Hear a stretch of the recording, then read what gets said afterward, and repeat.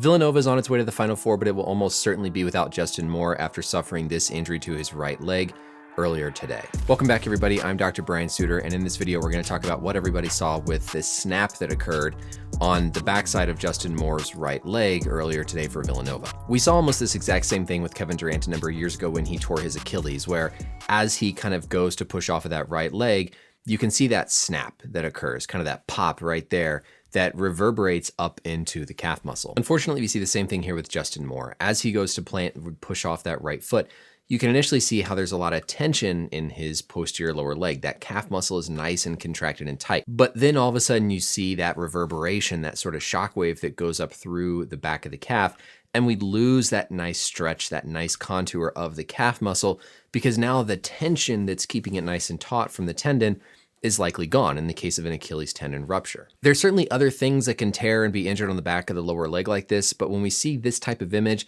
this is an Achilles tendon injury until proven otherwise. You're really trying to rule out an Achilles tendon rupture before thinking about other things just based on how this looks. The Achilles tendon is that really large tendon, that cord you can feel in the back of your ankle. And it's actually sort of the combination of three different muscle group tendons that come down from that calf muscle complex. The two, of course, that we think of and see on the outside are going to be the gastrocnemius. There's a medial or an inner head of the gastrocnemius and a lateral head of the gastrocnemius. Those come together and form more this superficial or top layer of the Achilles. Deep to the gastrocnemius is going to be a muscle called the soleus. The soleus sits just below, and it is going to have a little bit more of a muscle belly that extends further down towards the heel bone, but its tendon is also going to feed in to form part of that Achilles tendon. And then there's actually a third muscle. It's really small. It's called the plantaris. It's got this tiny, tiny little muscle belly that sits all the way up by our knee. But if you look higher up here, this little muscle is the plantaris. It's got this really, really long tendon that sometimes is more distinct and sort of on its own, but can also kind of blend into the Achilles tendon complex. Interestingly, the plantaris is a tendon that if you tear it, snap it, you don't do anything for it. It's not really a big functional muscle compared to really the true bulk of the rest of the Achilles. When we think about how this Achilles tendon ruptures, whenever the foot is pointed upwards, we call that dorsiflexion. When the toes are pointed downwards, we call that plantar flexion. When you contract the calf muscles, you plantar flex or point the toes downward.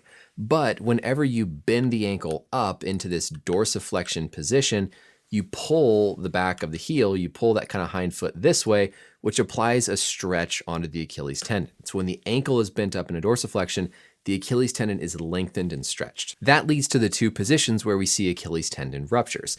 The first is this position with Justin Moore, where you can see he's a little bit dorsiflexed, right? The tibia, his shin bone, is down towards his heel. So even though he's not intentionally lifting his toes upwards, there's already this stretch on the back of his leg, on his Achilles tendon. So his Achilles tendon is being eccentrically loaded. It's being stretched. And then as he goes to push off on that right foot, right as he imparts that contraction is when the tendon ultimately looks like it snaps. Of course, we need to see final confirmation. But again, seeing this visual, there's really not much else that's going to give you this type of picture. This is the same mechanism of Durant's injury. He goes to push off that right foot, dorsiflex his toes and his ankle upwards, and then he contracts and you see that pop. The other way you can injure it is if you just get so much extreme dorsiflexion that the tendon just stretches beyond its capable means. But typically when we see it in an athlete, it's going to be this sort of pushing off mechanism like we saw here with Justin Moore. The reason we see this sort of snap or the pop is because tendons are elastic. That means that they store this elastic energy, and whenever they're cut or they tear, there's this release of that energy causing it to sort of reflect back up to its two extremes. In this case, we see it as it kind of contracts upward. That calf muscle no longer has the tension on it, and so that actual movement that we see is sort of the calf muscle complex moving upwards a little bit. It is always important in medicine to have our differential and think about what else this could be. So let's walk through some of those possibilities. The first here, of course, we can actually see the outline of Moore's calf muscle, right? You can sort of appreciate that contour of the back of his calf where that muscle sits. And if we look really closely, I could maybe scrutinize and say, well, it almost looks like it's more the outer portion of that calf that sort of snaps upwards rather than the whole thing. Calf strains can occur at different locations in the muscle tendon junction. And so actually a really severe calf strain might occur closer to this myotendinous junction, the area where the muscle sort of integrates into the tendon. So we always have to think about the possibility here of just a really severe calf strain where the muscle and the tendon have basically torn away from one another, but it's maybe not the actual bulk of the Achilles itself.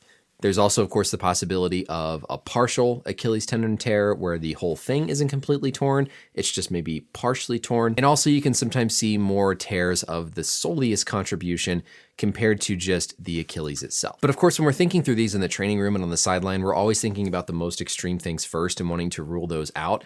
And so an Achilles rupture is definitely going to be at the top of your differential, followed by things like a gastrocnemius or a calf tear, a partial Achilles tendon injury, or maybe more of a soleus contribution injury, causing what we see here in the back of his leg. And if this is confirmed to be an Achilles rupture, it's important to know for the general population that these don't have to be repaired. These can be treated without surgery. Obviously, in a high-level athlete, we're going to tend to do a surgery to try to regain and maintain as much functional capabilities as possible. But just because you snap it, if you're older, middle-aged, you don't necessarily have to have a surgery. So one more time for review here, as Moore goes to plant backwards, that left foot and ankle gets brought upwards into dorsiflexion. What that does is it puts a stretch on the Achilles tendon, and then as he goes to contract and push off, the tendon can't maintain its strength due to that force and the stretch that was already on it, and we see that snap, that reflection from what looks to be the Achilles tendon rupturing and the calf muscles kind of reflecting upwards. That's it for the video, everybody. Let me know as always any questions or comments down below, and until next time, we'll see you later.